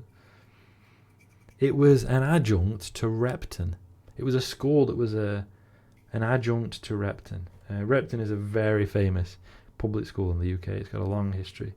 And this was like a school that like fed into it. You know, so they did like further down the school. And it blew my mind actually. Like when we went to that public school, and like we were having a wander around on break between matches, me and Asma, and we couldn't believe it. Like we were just absolutely stunned. Like there were a big classroom with like 5 chairs in, like 5 desks in it, and we were like in a classroom half the size of that, we'd have 30 kids, and they've got a room that big for 5. And like there was a classroom that was obviously a history classroom, and they'd got like a suit of armour, and like Second World War military equipment all just like on displays on the wall. They were amazing. I couldn't believe it. I was both a nerd and a bit of a bully sometimes. Beera. In primary school, at least. In secondary, I don't think there was really any bullying. Oh, there was a tremendous amount in my school, unfortunately. It was an absolute nightmare. In my old office, you know, there were like 4 of us, 2 of whom were like always in office, basically. Largely in office most of the day. And then 2 others would be in and out. And so I got quite close to the lady who was there. I used to call her my work mum. I've told you about it before. I used to call her Auntie first name, you know. And when we'd be talking about school and stuff, and in the end we had a ban that I was not allowed to share school stories because they were all horrible. Like I was silenced. I was silenced from sharing school stories anymore because mine were all like really unpleasant. I like chess theory, but the actual gameplay is too much memorization for me, says Loomis. Once you memorize the pieces moves, I never really memorized out beyond that. Are you thinking of like memorizing like Sicilian opening and Queen's Gambit and all that kind of stuff? I never memorized any of them. I just used to do it all on vibes. That's not true. I did it on a keen strategic mind. Don't let anyone tell you otherwise. You know, at that time when I was playing a match, and this lass was taking ages. It was Asmoth's girlfriend actually at the time, and she was taking ages to make a move, and I was just like staring off into space because I was bored. And somebody went, look at him. Just look at him. He's thinking 10 moves ahead, like he's planning it all out. And I kind of like looked around, and I was just like nodded sternly and like this because I could really hear him talking about me. I was like, no, I'm thinking about like something else entirely. You know, I was just like, and they're like, he's 10 moves ahead. He's playing 4D chess, and I was like, yes, of course. I have a keen mind, you know. Openings and closings, yeah. I've dabbled a couple of times, but I've always ended up feeling like the barrier for entry is more effort than the pleasure I expect to get in return. That's really sad, actually, Lewis. And I don't mean that as a dig against you. Because I like chess. And remember, chess was Lenin's idea of culture for the people. So you're not a communist if you don't play chess. But no, more seriously. We'll have to have a game sometime, because if you wanted to, you don't have to. Because there shouldn't be like a barrier to entry there, you know. It should be accessible to everybody once you learn the pieces moves, you know. It shouldn't be about memory. I know people do memorize defenses and openings and closings and all that stuff. And I understand why, and it probably does make you a better player. But I think playing for fun should just be, you know, have the pieces move. You can see what can take what, and that should go from there. And again, that's not a dig at you for saying that, Loomis, because I understand what you're saying. I wonder how prevalent bullying is from country to country sometimes. I've heard in the US people get bullied for not having brand clothes or something. Everyone had hand-me-downs in my region, historically quite poor, so maybe that's why that specific issue never came up. Red Planet is starting, by the way. I will finish up here not too long, and then we'll raid in for whoever's left. You enjoyed it more, so that barrier was a more reasonable price. That's fine. Different people can enjoy different games. I've put that level of effort into other games. Yeah, of course, and I'm not trying to say you have to play chess or something. It's just, to me, there was no barrier of entry, you know, because I never bothered to memorize any openings or closings. So, but yeah, I see what you mean, and I'm not, as I say, I'm not criticizing you for it or trying to force you to do anything like that. But thank you for telling me about Red Planet B you're at. I appreciate that. I got really into Go for a few years. Chess was always too specific and rote memorization heavy for me. Maybe you and Loomis will have some common ground there. Or you could just play chess by vibes like that. Apparently. I didn't realise I did. I still playing chess. Go sounds really interesting, but I never really got the chance to play it. Yeah, me either. It's the one where you put pieces down, right? And like that, you trap other pieces between. I know it's meant to be like harder than chess in some ways, in that you can't just like memorize stuff. I've played shogi as well, which is fine. Which is like Japanese chess. If you like, you try to encircle all the groups of stones. Oh, that sounds fun.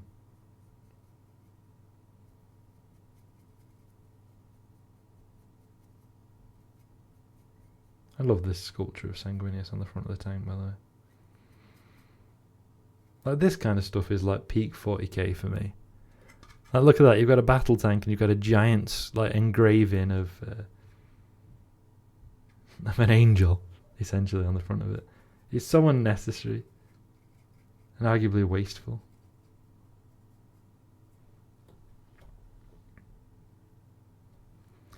Yeah, you try to encircle the group of stones. It's very simple to get going because there's only 2 rules and 1 exception, I guess.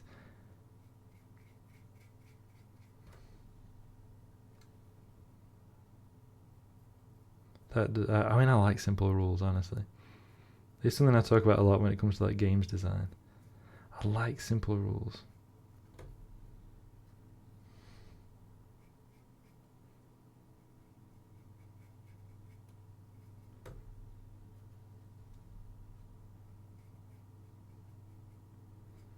It's the same reason as I like stuff like Dungeon World rather than D&D when it comes to tabletop role-playing games.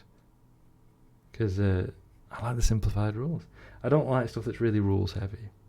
I thought it would be really interesting to hear in KiraChat's Discord when Huskadoo was talking about how he approaches playing D&D. And I don't know, that's not like how everybody has to approach D&D, and I'm certainly not criticising him for how he enjoys it or anything like that. But it was so alien to my way of approaching role-playing games. You know, it was like where the role-playing is like subordinate to getting like the best combo and the most like effective kind of like team-ups and stuff, and like doing the role-playing in order to gain like advantages in game was so kind of different to how I approach role-playing. I find it really fascinating. Like, you know, like hearing another language or something. It's very hard for AI. They used to talk about how it's very hard to tell who's winning in Go, and the big players are very keen on playing on vibes. It's like me on chess, which made it very hard for AI to figure out good states to work towards. It was only recently that AI became better than humans at Go, and it was a huge deal at the time. Yeah, we actually had a stream about that, didn't we? I mean, that wasn't the only thing, but that was one of the things we talked about on a stream yonks ago. I don't even remember when it was now. Yonks ago, me and Loomis had a big conversation about that on stream, which I ended up looking into afterwards. It was actually about AGI, was what the conversation was about. Were it last summer? Were it that long ago, Loomis? Were it last summer? I know it was the day before you got that diagnosis, so maybe I remember when that was. As I found out later, essentially is it AlphaGo? Is that what it's called? The one that's like really, really good. Basically, over 24 hours, played like so many, 16 or some ridiculous millions of games of Go to therefore work out like the best move in every situation. It's like, yeah, it's like seeing the future, isn't it? We basically went from AI simply cannot play Go to AI cannot be beaten at Go in a horrifyingly short time. Yeah, it was, play a million games of Go until you know every good move to make. I've never played D&D strictly according to the rules, but it was also never that popular to begin with. There were people who played it and I was like tangential to them. I know you played a lot of D&D, Lewis. I like the idea, but I like simple rules. Which is why probably my own role-playing system will never take off. Because I'm always just like, I just do my narrative, it's fine. Like, roles for important stuff only. Like, I'd I like role playing more than role playing. I've also seen role playing with role playing like that, and then role as in ROLL playing. I've seen people use that to determine those who like the character of it, like me, when you're like collaboratively telling a story, and those who approach it as like an optimized thing, you know, almost like you're doing a computer game or something. And you're like, right, if I stack Sentinel with Polearm Master, with Oath of Vengeance Paladin, with this, that, and the other, like I'm now basically undefeatable in combat because my move pushes everybody back to the range of my spear and they can't attack me and stuff like that. And Lewis says, yes, the time I ranted about AGI for 4 hours and the next day was diagnosed with autism. Yeah, that was exactly what happened. Yeah, that was a stream that we had. To be honest, it was quite a good stream. It was quite fun. You know, it was an interesting stream. It was grim, I think, ultimately. But you educated me on some stuff. You told me some names that I was able to go and look into myself, and explore and discover, which was quite nice. I enjoyed that. I think we've come away with different viewpoints on it, much like our different viewpoints on chess. But nonetheless, it was interesting, and I'm glad to have been exposed to it. You know, I'm glad to have learned about it. So yeah, I think we'll be wrapping up there. We've got other stuff we can do and we'll need to be doing to carry on with the metals. The sponsons are going to be a bit more of a chore, which is why I'm sort of ignoring them for now. Also, the problem with this stuff is wherever you hold it, you rub the paint off a little bit. So in that case, it's rubbed off here, but we're only on the primary stages, so it don't matter. Excuse me. So I should be back on Tuesday. That's around 2000 BST for Minecraft. Will you be joining me, Loomis? I hope so. And then I'll be back a week today. It's around 1800 BST for more painting. I've tried to watch a few of the really famous D&D streams like Critical Role and come away thinking, I can't watch this. This is such bad GMing. Okay, before we finish, I'm interested in more thoughts on that. But yeah, I've tried Critical Role and I tried another one, but I can't remember what it's called now. It was a British one. I think they were affiliated with Yogscast, who are a big lot of streamers and YouTubers and stuff in the UK, such in the UK, based in Bristol, I believe. I can't remember what that was called, but it was it was like fun, but I never really I couldn't get into it. I only watched bits of it. You know, they were having fun, they were playing characters, that's nice. I like a good AI rant because there's so many misconceptions from people who haven't studied it or even linear algebra. See, I was there to learn BRAC because I've not studied it or linear. I mean, only the basics. I've not got any deep knowledge on AI, and I certainly haven't studied linear algebra, I don't think. Maybe I did at GCSE. Loomis might know. What did we do at GCSE? You went to a different school to me. What was the kind of thing we did? Anyway. But yeah, we'll have to have another conversation about it, BRAC, when you're here. My bachelor's in CS would have been on it had I not rage quit academia. Fair enough. I know a lot of people have rage quit academia like that, and I understand. I was again very fortunate in my own experience of it, up until the point where I got refused a PhD on classist grounds, I believe. But yeah, Loomis says you don't need to be rolling dice for every tiny thing like that. Let the rules have a rest. Absolutely. The thing that got to me was in the big dialogues where every couple of sentences the GM would be asking them to roll their persuasion and be rolling sense motive against it, etc. Oh yeah, I don't like that. I don't like that at all. Like, you make your big spiel and then at the end of it you do your roll, right? If you need to. If you just like chatting to people, you don't need anything. Yeah, I don't like that kind of interruption. It breaks it up and spoils it for me. But yeah, maybe another time we'll have to have a conversation about AI when that kind of Minecraft stream or something, if you're around, be around, and you're interested in that kind of thing. Oh yeah, I had it written up, but my co-mentor said, not in these words, that it sounded like it was written by a hick, more or less. His wording was more diplomatic. Yeah, I can completely relate to that. And I'm so sorry you went through that too. But I had basically we need to be finishing up, don't we? But basically it was I was scorned for being from Northern England, even though it was a university in North of England. And from the kind of background that I was from, people they were very snooty about it. I'm always wary when people ask me where my accent is from. Yeah, you must be from there, especially city folk. Yeah. I've got a distinctive northern, like I think most people in the UK will tell I'm northern just from talking. Even if they don't necessarily know the specific part of Northern England I'm from. They'll kind of like, oh yeah, he's northern. So I did get like spotted straight away. I could hide it, I suppose, but I really don't care to. I think accents tell you a lot about one. I love how often people ask where I'm from originally, and are baffled when I name a place 20 minutes away. And bearing in mind that when we grew up, it was like 5 minutes away as well, wasn't it? Between me and you, I mean, sorry. We live like 5 minutes apart, and people wouldn't even think that. But yeah, people don't realise you're from around here, do they, Loomis? They don't realise that you're 20 minutes away from where you're being asked that. I had a second thought that I can smash together with the first. That was confusing. It made it all so slow, and it didn't accomplish anything. None of those things were important enough to roll for. Yeah, absolutely. It's unnecessary. You don't need it. What good does it do?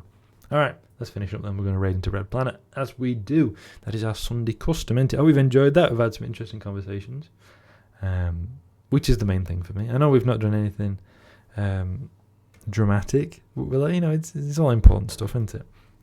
If I got up on the roof, I'm sure I could see your old house from mine. I think you could, actually. It's just a field. It's just like a couple of fields between us, right?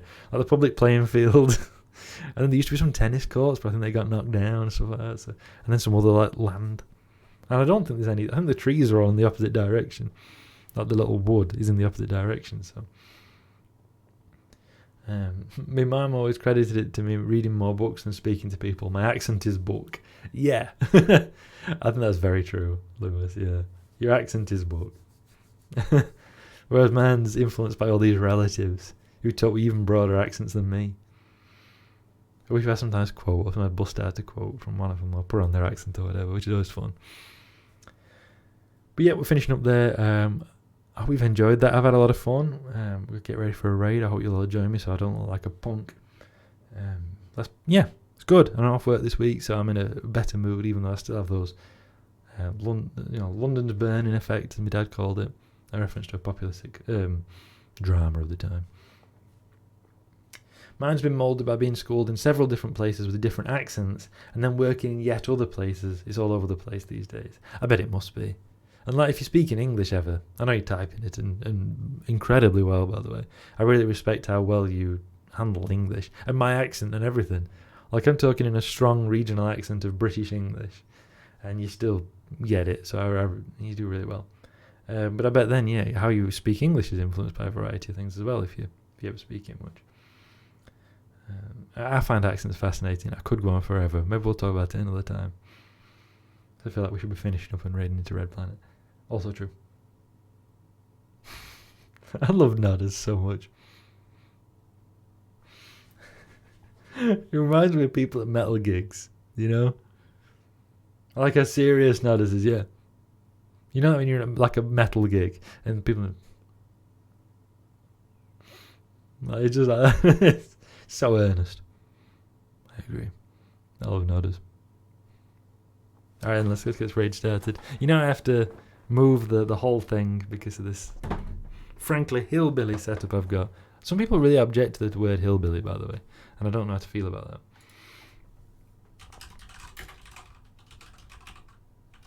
Like they thank you for the links, Loomis. I haven't set up the YouTube one yet, but thank you for that reminder. I will.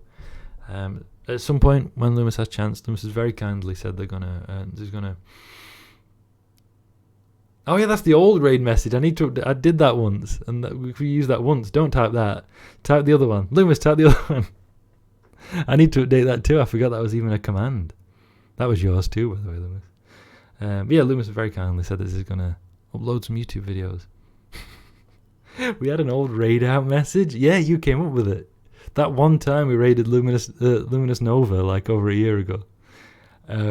You said a star shines on the hour of our raiding, so I made a raid command, and then we never used it again, and I forgot completely about it until this moment. So will you type the real raid message, please, Loomis? Thank you. I'll update that, and I'll do that now, if I remember. Thank you, Loomis. Great modding again. Thank you. I'd really forgotten about that. But yeah, Discord, YouTube. Well, I'll set up a YouTube link. I'll set up a new raid message. Thank you for the reminder there, Loomis. That's brilliant. Great stream. Thank you, Loomis. Thank you, Loomis and B-Rat. Great conversation. I really appreciate it. Thank you. I've had a lot of fun. I hope you've enjoyed it too. I'll flick onto the ending screen and then do the raid, as is my custom. But yeah, that's been great. Thank you, everybody. Hope you enjoy Red Planet. I'll always talk them up. Great commie stream. A lot to learn about there and be inspired by. It's fantastic. I'm also right slouching now, aren't I? I've cut my hair, can you tell? Look at that. It's gone right short. Right curly. Anyway, I hope to see you all soon. Until then, take care and namarie.